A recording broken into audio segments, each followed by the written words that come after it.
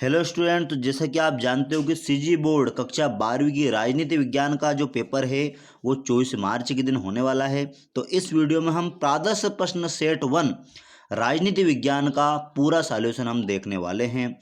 तो बने रहिए हमारे चैनल के साथ, और यदि आपने अभी तक हमारे चैनल को सब्सक्राइब नहीं किया है तो कर लीजिए, क्योंकि लगातार हम प्रादर्श प्रश्न पत्र बैंक का जो सॉल्यूशन है हमारे चैनल पर अपलोड कर रहे हैं। तो आइए देखते हैं बच्चों, हम यहाँ पर फर्स्ट क्वेश्चन क्या है। तो यहाँ पर आप देख सकते हो कि जो फर्स्ट क्वेश्चन है अति लघुत्तरीय टाइप का है, और यहाँ पर है क्यूबा प्रक्षेपास्त्र संकट कब उत्पन्न हुआ था। तो यहाँ पर जो आपको ईयर लिखना है कब उत्पन्न हुआ था, है 1962 में उत्पन्न हुआ था।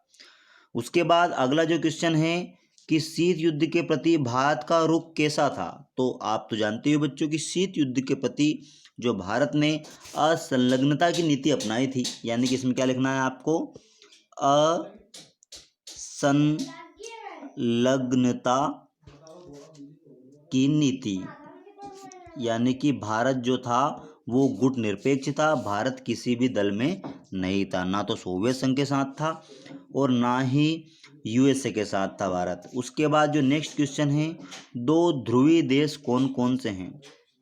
तो आप जानते हो बच्चों, एक तो आ जाएगा इसमें अमेरिका, संयुक्त राज्य अमेरिका, और दूसरा आ जाएगा सोवियत संघ। ये दो ध्रुवीय देश थे उस टाइम के, जब यहाँ पर शीत युद्ध का दौर चल रहा था। उसके बाद बर्लिन की दीवार कब तोड़ी गई थी। तो बर्लिन की जो दीवार थी बच्चों वो 9 नवंबर के दिन, 9 नवंबर 1989 के दिन ये जो दीवार है वो तोड़ी गई थी। उसके बाद जो नेक्स्ट क्वेश्चन है कि स्मार्ट बम का इस्तेमाल पहली बार किस युद्ध में किया गया।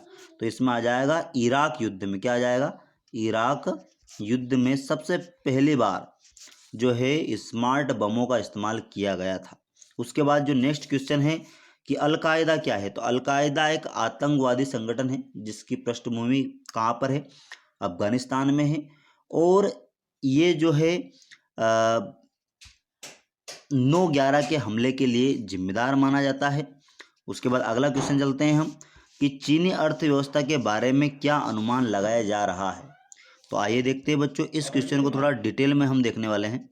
तो बच्चों यहाँ पर चीनी अर्थव्यवस्था के बारे में क्या अनुमान लगाया जा रहा है, इसके लिए मैंने आपके राजनीति विज्ञान की जो बुक है उसी का पेज लिया है कि आर्थिक सुधारों की शुरुआत करने के बाद से चीन सबसे ज़्यादा तेज़ी से आर्थिक वृद्धि कर रहा है, और माना जाता है कि इस रफ्तार से चलते हुए 2040 तक वह दुनिया की सबसे बड़ी आर्थिक शक्ति यानी कि अमेरिका से भी आगे निकल जाएगा।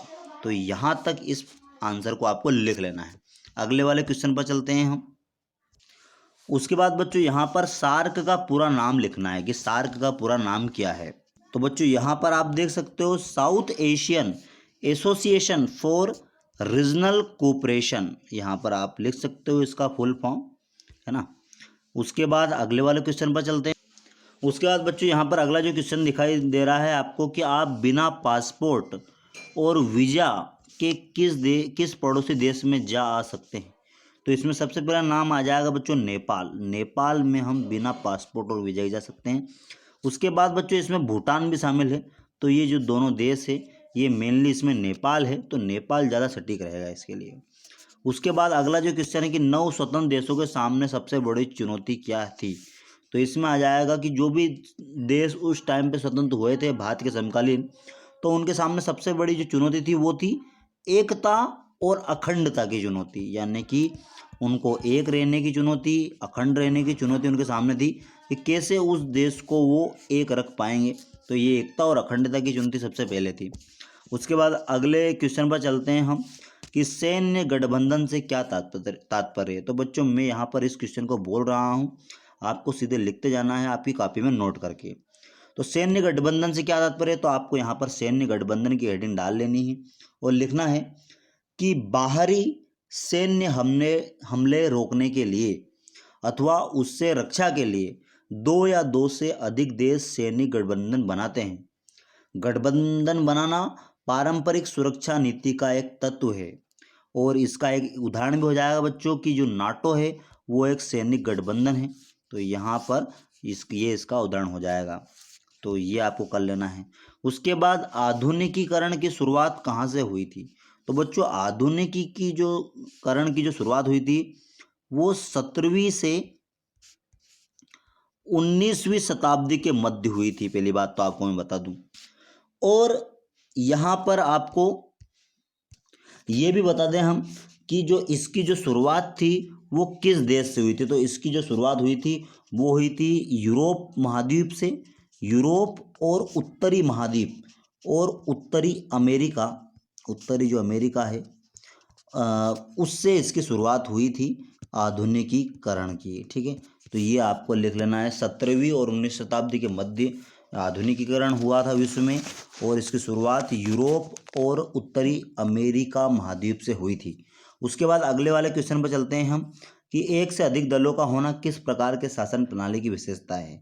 तो इसमें आ जाएगा बहुदलीय शासन प्रणाली। बहुदलीय शासन, और इसमें आ जाएगा आगे प्रणाली। तो बहुदलीय शासन प्रणाली जो होती है वो उसमें एक से अधिक दल जो है वो शासन करते हैं। उसके बाद वर्तमान में नीति आयोग के अध्यक्ष कौन है। तो बच्चों जो नीति आयोग का जो अध्यक्ष होता है ना वो देश का प्रधानमंत्री होता है। वर्तमान में हमारे देश के प्रधानमंत्री हैं नरेंद्र मोदी। तो आपको इसमें लिख लेना है नरेंद्र मोदी। ठीक है, अगले वाले क्वेश्चन पर चलते हैं हम कि द मिल्कमैन ऑफ इंडिया के नाम से कौन लोकप्रिय थे। तो द मिल्कमैन ऑफ इंडिया के नाम से जो प्रसिद्ध थे वो थे वर्गीज कुरियन। अब इसको लिखना कैसे है, तो बच्चों यहाँ पर आप देख सकते हो मिल्कमैन ऑफ इंडिया के नाम से कौन प्रसिद्ध थे। केरल में जन्म हुआ था इनका, क्या नाम है इनका, वर्गीज कुरियन। ये नाम आपको लिख लेना है यहाँ से। अगले वाले क्वेश्चन में आप बच्चों यहाँ पर दिखाई दे रहा होगा आपको कि सिंडिकेट क्या है। तो आइए देखते हैं सिंडिकेट क्या था। तो यहाँ पर आप देख सकते हो बच्चों कि कांग्रेस में सिंडिकेट नाम का एक दल था कि 1960 के दशक में कांग्रेस पार्टी के संगठनात्मक ढांचे में कुछ प्रमुख नेताओं का एक दल उभरकर सामने आया था और कांग्रेस के सभी निर्णयों तथा गतिविधियों का उस पर छाप पड़ने लगी थी।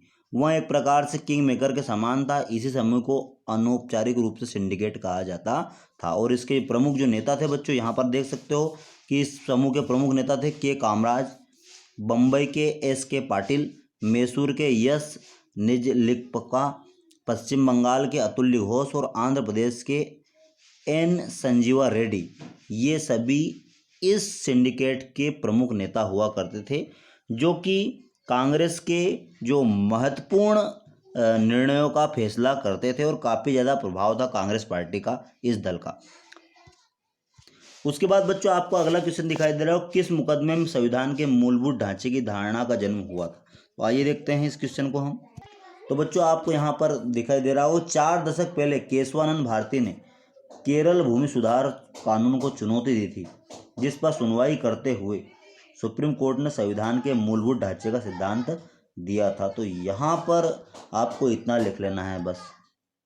यहाँ पर आप उनका वो भी पढ़ सकते हो कि क्या बोला था 13 जजों की पीठ ने कि 7 से 6 की बहुमत से कहा था कि संसद के पास संविधान में संशोधन की शक्ति है, लेकिन वह संविधान के मूलभूत ढांचे को नहीं बदल सकती है।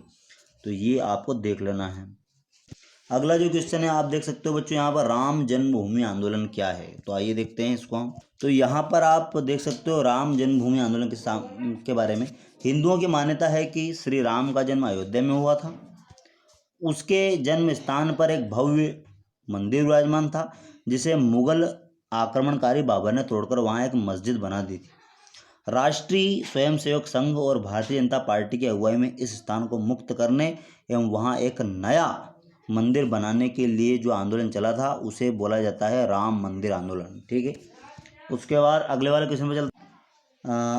अगला जो क्वेश्चन है यहाँ पर देख सकते हो आपातकाल की घोषणा कब की गई थी। तो आपातकाल की घोषणा हुई थी 25 जून 1975 के दिन, है ना।